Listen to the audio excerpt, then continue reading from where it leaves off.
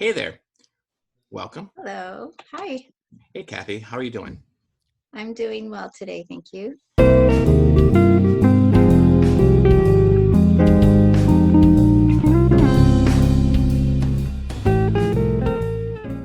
Yeah, so here we go. We have Catherine Loaiza and Ruben. Welcome back, Ruben.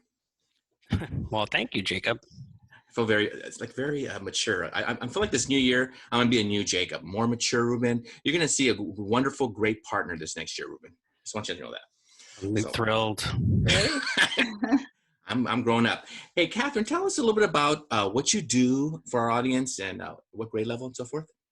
Okay. Well, this year I'm teaching fourth grade independent studies. I work for Montebello Unified School District and been with the district now for 15 years. Oh, wow. So, yeah. You said third grade? Fourth grade. Fourth Sorry. grade? Fourth grade, yes. I like that grade because they're still sweet, or am I out of touch, or have they become monsters Jaded. in 2022? No, they're still pretty sweet and respectful. Over the years, I've had those handful of students that really tested, but for the most part, they're still pretty respectful. That's good. Now, Kathy, we had you on. We are just talking recently, you and I, a couple weeks ago, regarding teaching, not in actually the physical classroom, but teaching distant learning. And Ruben and I did that last year. Well, all teachers pretty much did, right? And you're the only person I think I know. Well, no, there's a couple others that this is their second year. Can you tell us a little bit about the difference between this year you teaching online compared to distant learning last year? What are some of the differences? Yes, it is different. And I have to say, last year was really hard for me. I cried a lot because I couldn't see my students in person. And whenever I would take pictures, they wouldn't come out good. And because I would just do screenshots. And anyway, so it was a difficult year. But this year, I think 2 days before school started, we had this emergency meeting, and principal just said we needed independent studies teachers. And I didn't think I would want to do it again, but I just volunteered, and I'm really enjoying it a lot. The difference is the students are choosing to be there, where last year there wasn't a choice, and parents actually have to sign a contract. I met with every single family online, and they signed a contract, and part of the contract is they say that their child will not miss more than 3 days of school or miss more than 3 assignments. And so it's a lot easier in that sense. Students are more willing to participate, and they're more engaged. There's still distractions at home, but it's just a lot easier in that sense. There's more parental support. Very intrigued about this issue of a contract and of a commitment where parents are involved.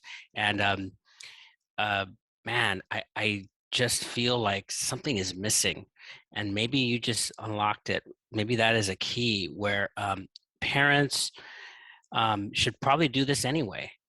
Commit themselves to the classroom, because we at our school we have a syllabus where we demand we have high expectations at our school, and and I'm sure your schools too. But student buy-in, yeah. But what about parent buy-in?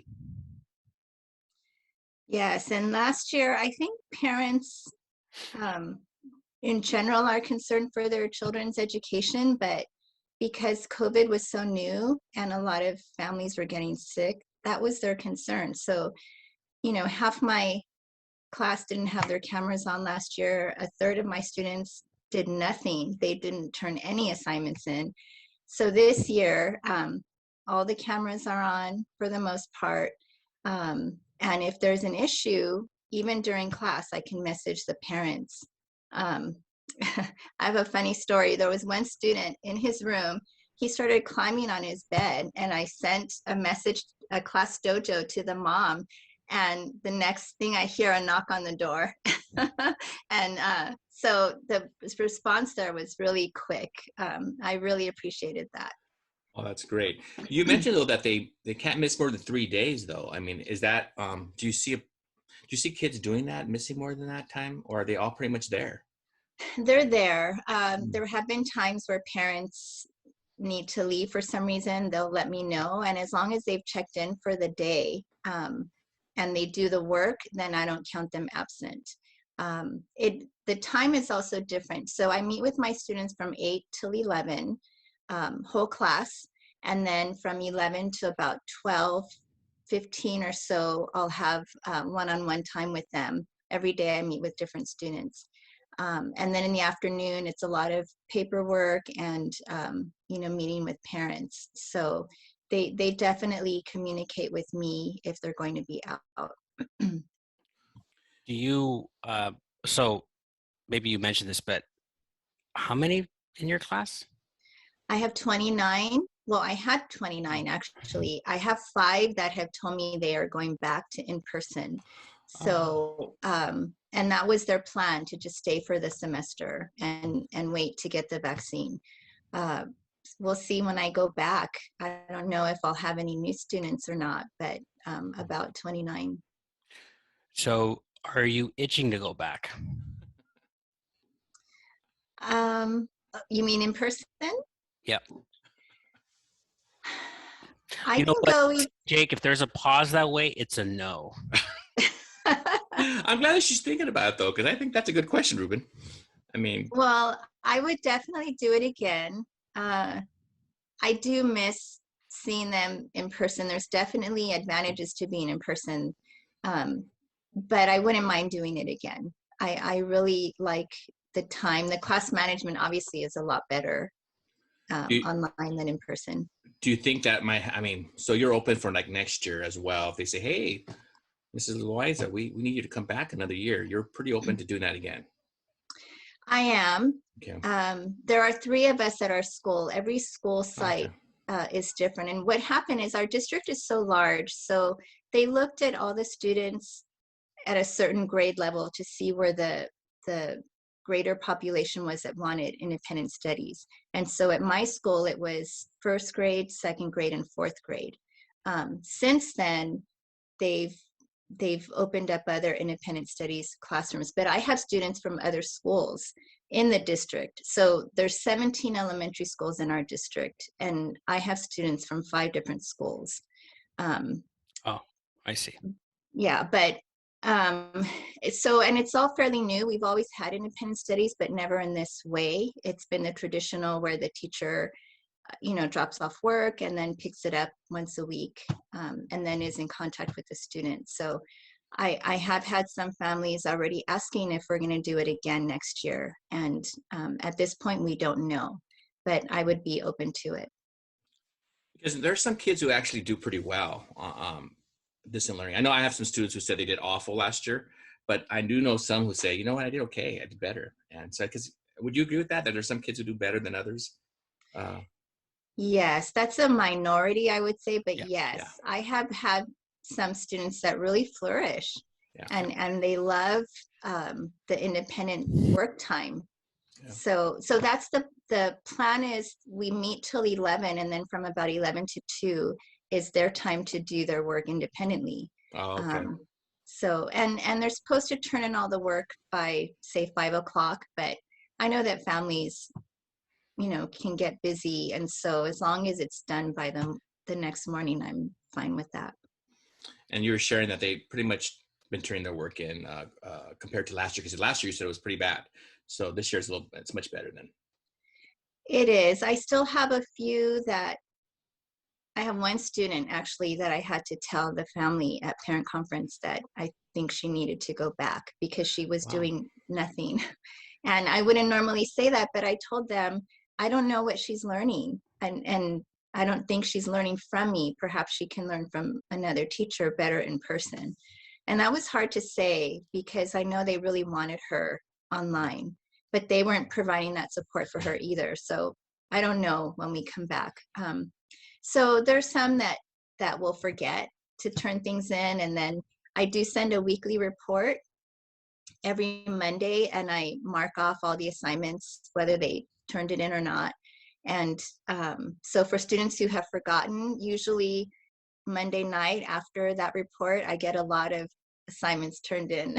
The parents will have them still turn it in. So it works Now, out. many, of course, who are watching this, most have never met you, Kathy, and I'm not surprised. So people can think, well, this is such a mild-mannered person, and you are, but you have a, shall I say, a very tough side of you as well. I'm not surprised that you can get students to turn in their work. Would you say that there's a side of you that can be very, very tough in the classroom? I try to be consistent, but Well, I think you're a yeah, teacher, right? I mean, it's You're, your domain. It's your domain. So they're going to listen to you. They're going to, and you come down on them when they need to be come down on, right? I mean, that there's seems. an assertiveness to you that I've seen, and you've.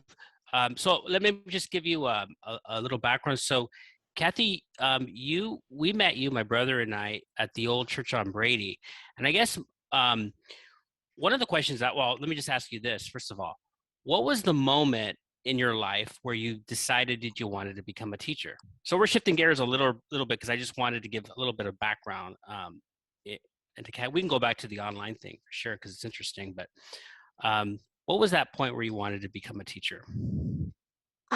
actually, I think it was in high school. At the time, though, I thought I wanted to work with special needs students. I had started a Friends at Lunch, we called it, where I would spend time with some of the special needs students there during lunch because I noticed they were always kind of on their own in a little corner. And so then I remember thinking I would want to be a special needs teacher in high school. But when I was in college, I kind of shifted gears a little to elementary school. But it wasn't until 15 years ago that I became a teacher. I was a stay-at-home mom. I had actually applied to teach before, but I didn't have my credential, and so I didn't get hired at that time. But then, went back and started substituting. So it's been on my heart. I always have known that I've wanted to work with children since high school. High school.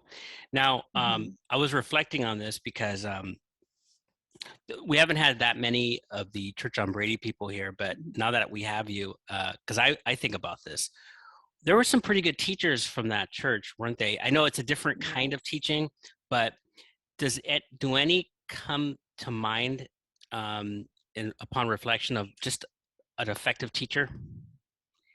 Definitely.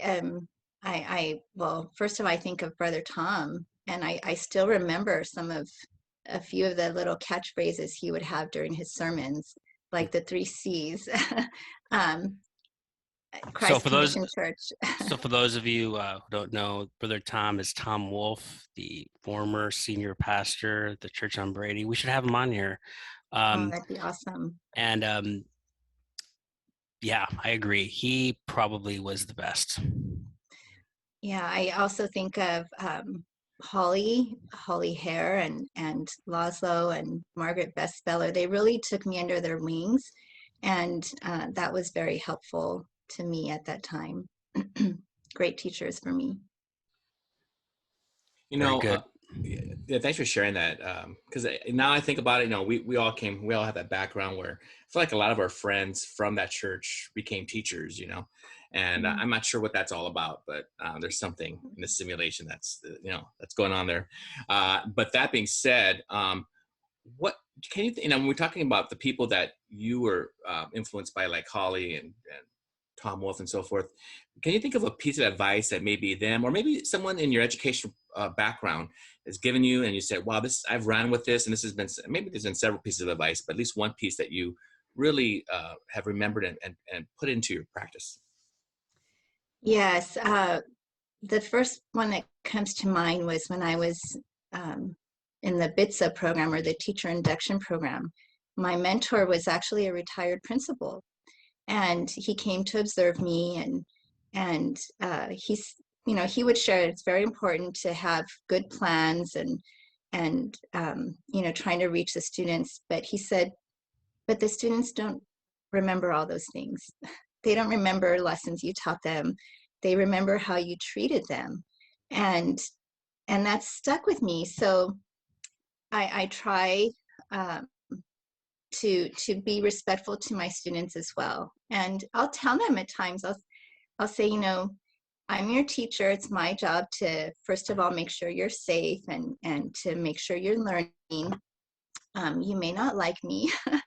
I tell them you don't have to, but uh, you have to be respectful, and I will be respectful to you as well. And so it's funny. I used to give out these little fruit bars to students. I was sponsored by this fruit bar company for running, and so they send me cases of them. So I would have them in the classroom, and a few of my students, when they would come back, that's what they remembered. They asked for those little fruit bars, which I guess they felt comfortable enough to come back and visit, and they knew I care for them. So It's yeah, good. I think Yeah. need to be mindful how I treat them. Yeah, that's a good feeling having these kids come back to just to show appreciation, and Mhm. and because I know that most of your time has been inside the classroom, so outside the classroom, I'm sure like those connectors are happening too. But can you think of a connector you do that just kind of try, because you're that type of person. You seem like someone who really wants to connect to the kids, and relationships are important. Like you shared, these kids are going to remember those bars and the way you treated them 10 years from now than your lesson, although hopefully the lessons go through as well. But how do you connect to them online though? That's something I was just thinking about right now. I mean, what do you do to connect to them, or how can you do that? Oh, well, every morning, um, as when I open up the Zoom, I start the morning off by playing our national anthem, just instrumental, as a way of getting them to kind of get settled in. And then I'll take quick attendance. And then I'll ask students, we'll have a little bit of sharing time, ask them, tell me how you're feeling today. And they can either share verbally, they can write a word in the chat, they can even put a little emoji. And so, of course, I have students that would love to share all the time. They want to share their new toys or, what they did on the weekend. But I try to build relationship with them that way, and then I'll share with them about my own um, things that I've done, or my family, or my interests, and so I feel like I'm connecting with them in that way. Sounds like it. Yeah, yeah, definitely. I mean, like, how about the kids who are like, because there's been talk by, and I'm not sure if we've talked about it, Kathy, but regarding, it seems like some students have lost something from being online. Like they lost, like we were talking about, like some of my freshmen at my school are playing tag still, because Oh, that's what they were playing in seventh grade, but now they're in ninth grade. hmm. And so they're not really sure how to behave in the high school setting. So have you seen that at your school where the kids seem a little bit, they're doing things that might be But like they lost a year? she doesn't know because she's not at the school, No, right? she is, I think. Oh, that's what we didn't talk about. I think you are at Well, the school, right? I You're at the am, school yes. in the classroom. Yes, in my classroom by myself, but students are there. Mm, So I'll still see them, other students out, hmm. In the at playground. recess and lunch. Yes. And oh, they're loud. They seem louder than before. Oh, okay. um, yes.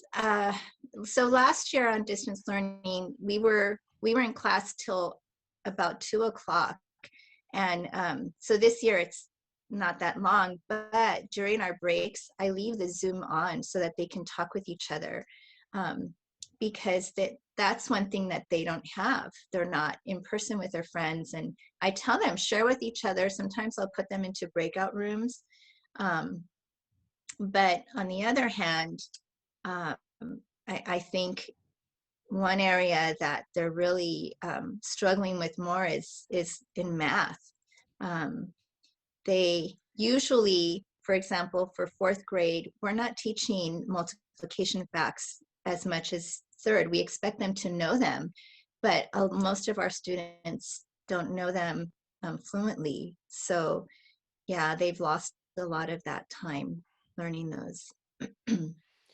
It's you mentioned earlier you originally thought about SPED, and do you ever wonder though, like when you're online and a student isn't connecting in some way or giving you very, very wrong answers. Maybe this is a learning disability issue or something that I just can't see in front of me, or it hasn't been, diagnosed or something like that. Does that ever come across to you in any way like that? Yes, and I do have several students with IEPs, and I've had students in the past that went to RSP. It seems lately, though, like it's been more behavioral than academic. So, yeah, I mean, I think every year I've had students who've been autistic. In fact, one this year, he's super bright, but socially, I could tell. I mean, he crosses boundaries a lot. I have to always remind him, turn your mic off, keep it off. I was going to say So, crosses boundaries online. What's that?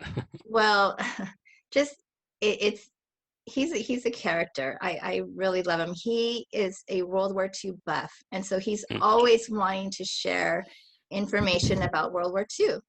And in the background, I hear him playing the German national anthem, or one time he drew a swastika, and I said, "Oh, you need to put that away." So, I try to give them freedom to be able to share, but there are times I have to say, "No more." Kathy, in fourth grade, it's cute, but if you did that at my school, you I'm not sure if it's cute in fourth grade. Well, and a lot we're of the other laughing. students, We're all I laughing as it's know, cute. I don't know. I'm nervous laughing though. Inside me, I'm really turmoil, Ruben. Just so you know. The other students, probably it's over their head. They have no idea. That's true. So, but I have to still, talk to him. How about like talking about this, and I'm just thinking about like professional development. Like, are you still getting that? I mean, because there's two different things going on at your campus. You have teachers who are in class with students, and there's three of you, I think you said, that are teaching distant learning. I mean, has it been? I mean, professional development isn't always a home run, as you know. But I mean, have they been giving you any of that type of support this year regarding what you're having to go up against? A bit. We've had independent study teacher meetings, but a lot of it's just procedural. For example, we still have those logs. I don't know if you guys had to do the logs last year for the state, where for every student we had to check off whether they were present, whether they did the work, engaged in class. So it's this long page of just boxes to check off. We also have to now turn in work samples for every student. So every 2 weeks, I have to turn in a sample of language arts or math. So our meetings have been to cover those things. We also have to do PE because in elementary school, we're required to, or students are required to do 200 minutes of PE every 2 weeks. So we think, how do we do that for independent studies? I just created a log and have the students fill it out with the activities that they do every day. Oh my. Yeah. Nothing depresses me more than the thought of PE online on Zoom or something. By the way, it's very fascinating to me. We had like this wellness thing, professional development, because Jake was taught, we should probably do a thing on professional development, the worst professional development you've ever had, the best. But we had a wellness thing, and I thought it was pretty decent. It was basically just exercises, but it was on Zoom. But for me, I participated. I kept my camera on, but I was fascinated at how many teachers kept their cameras off because we tell our students to keep them on, and the instructor was telling us, "Can you please keep your camera on and can you participate?" I would say 50% of our teachers had them off, and it's like teachers are the worst. They are. I mean, I don't know. I just think it's we have to do what we tell our students. Oh, definitely. And there's times I could tell when I'm talking and they're not that engaged. I'll bring up a Just Dance video and I'll tell them, okay, get up. We're gonna do 3 minutes of PE right now. And we do Just Dance, and I That's pick nice. fun songs and I'm there with them doing it. So so they don't think that Yeah. I'm just making them do it. That's social emotional too for, just get Mhm. them, because there is that thing where I've noticed my kids where I haven't had so many kids tell me that they have therapists more than I've never had Mhm. more than one or two, but I've had like 10 kids tell me they have therapy going on. I mean, wow. Jake, And have you so, considered therapy for yourself? yes, you know what, Ruben, you've mentioned this a few times already. So I'm Only thinking because maybe, only because I'll forget. Only because I'll oh, here forget we go. if I don't bring this up. Let's Oh, not pick on me today. Oh, No, here it we has go. nothing to do with you. All right, Not good. everything is you, Jacob. Uh, Oy. Aye. Right, it's after getting this, cold. Kathy, after the camera goes off, he's gonna be so Oh, offended. He's he gonna paints me as a monster. I You think know you were that? so. I think you were so hard on me, Ruben. It's like, oh yeah, Oh yeah, can't joke with this gosh. guy. Okay, Kathy, Brothers. we're just brothers. We're having fun at his Kathy, you're expense. just getting in the way of our conversation. Go. Kathy, but you mentioned running because you were sponsored. First of all, my question is, why in the world are you doing these runs? But second of all, actually, it's very admirable. You do. Do you still do these long distance runs, and what has it done for you? We just reviewed Without Limits, and it was powerful the way he described what running does for his life. But anyway, if you could talk about that and how you got a sponsorship, that sounded cool. Oh, well, that it was Sunripe, and at the time they were just looking for people to advertise for them. So rather than buy magazine ads, they sponsor people. You just apply. But yeah, running for me is well a way to stay in shape, but definitely a stress reliever. Mm-hmm. And it's a way for me to encourage my students. When we were doing PE at school, I would run with them, and I would, they're walking. I'm like, come on, guys, don't let this old lady beat you. And they would look around like, what old lady? Like me, I'm the old lady. But I love it. And yes, I do still do the races, not as many as before. And, last year there weren't any. So I think I did one in October, and I bring the medal to show the students and Oh wow. just talk to them about endurance and persevering even when it's hard. So I like that the concept. So we can replicate it in different fields, but the concept of participating in life, where things aren't just stated in the classroom. In your world, it's running and participating in. You've done marathons, Kathy? yes, fulls and halves.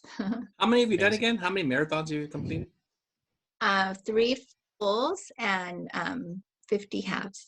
Oh my God, 50? I didn't know it was I'm in that awe. many. I'm in awe of that. It's so amazing.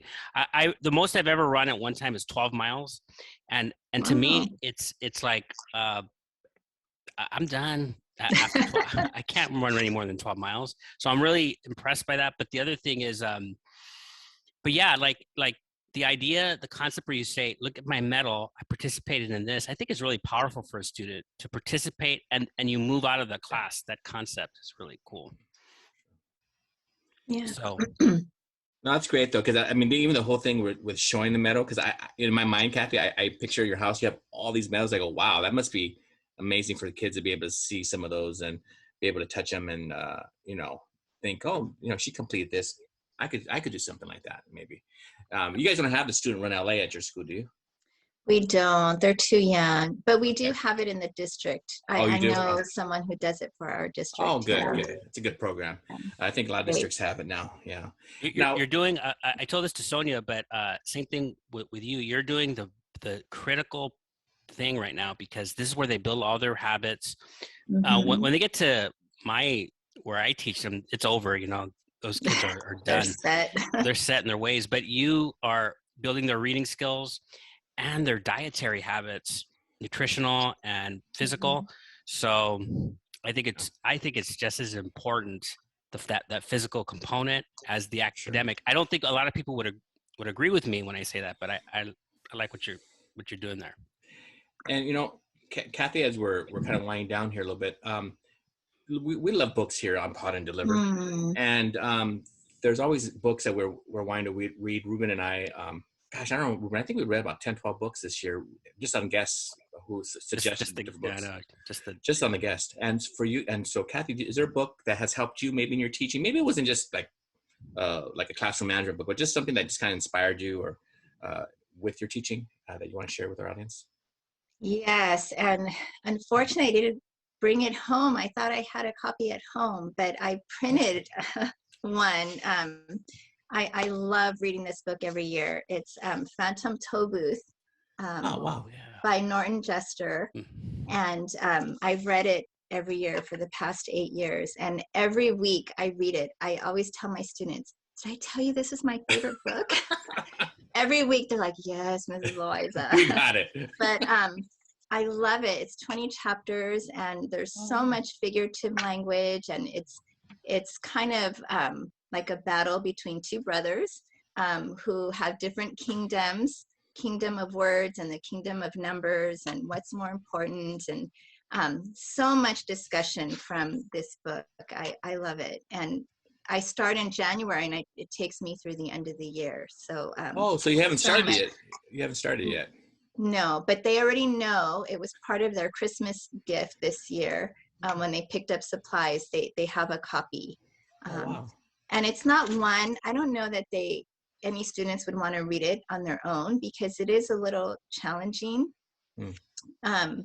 But yeah, we'll start as soon as we get back. I love it. Good. They must like it because we had an episode on teaching, not teaching, but reading to your students. And I've been doing that more this year than I ever have. And man, kids still love it. In high school, they love being read to, and they just enjoy it. And I just see that that inspires them. And I tell them, you know what, you're listening to me the way and I don't always do it right. You know, I may mess up in a word or two, but at least they're hearing it correctly. The pronunciation of certain words. And then whenever I give them time to read, then I say, okay, now it's your turn to give me something that, so I can hear from you. But that must be fun for them to hear from you, I'm sure. I think so. I'm not an actress, but I try to get into character a little bit. And maybe we should do a seem to videotape enjoy of this, and you could bring it back to us, and we could analyze that. Maybe. At the beginning of the year, I read some I don't know if I'm going to say Silverstein. Yes, some poems, and they enjoy it. Yeah. I sometimes work at night, a couple nights a week of subbing, and the adults love it, And of course, I'm doing it for them to repeat me afterwards, but they love a little story, and I think that we all like that, don't we? So that's great. Thanks for the title. Yes. Thank you for the title and the reminder to read aloud to our students. Yeah, I agree, Jake. Even the grades we teach, for sure, it's always beneficial. Even picture books, the older students will enjoy those. I have a lot of them that I read those as well. So, and I'll be honest with you, I'm not sure if I shared this with you, Ruben, but I still remember teachers when I was in elementary school, and they sat and they read to us, and I loved that time. I still remember the books, Wrinkle in Time, and things like that. I go, wow, I still remember C.S. Lewis's The Lion, Witch, and the Wardrobe, and they sat, and all the way up until middle school, and it just really opened up and now I love reading. I'm not even sure which one of the three of us read the most. Well, Ruben does for sure, reads the most, but all three of us, I think maybe that was part of it. Our parents reading too, I guess. Yeah. But we just, it opens up the world to kids, and I know you're doing that, and you're doing a great job, and really appreciate you coming on and sharing your life right now. It's a little different than what we're going through because you're back online, and I don't know how Ruben feels about this. Maybe you could share, but I think that would blow me out. I'm not sure if I could do 2 years of distant learning, but I don't like being on the screen. I don't like staring at the screen. It for some reason it just drains me. My energy is gone. I just need a break and to walk. I don't like to sit down for too much. Yeah. So I didn't enjoy myself online. Yeah. Hats off to you, Kathy. You do the two things I hate to do: stay online and do marathons and run. There you go. Well, thanks again, and we'll see you soon. Okay, thank you for having me. I enjoyed it. You're welcome. Bye-bye. All right, bye-bye, guys. Bye.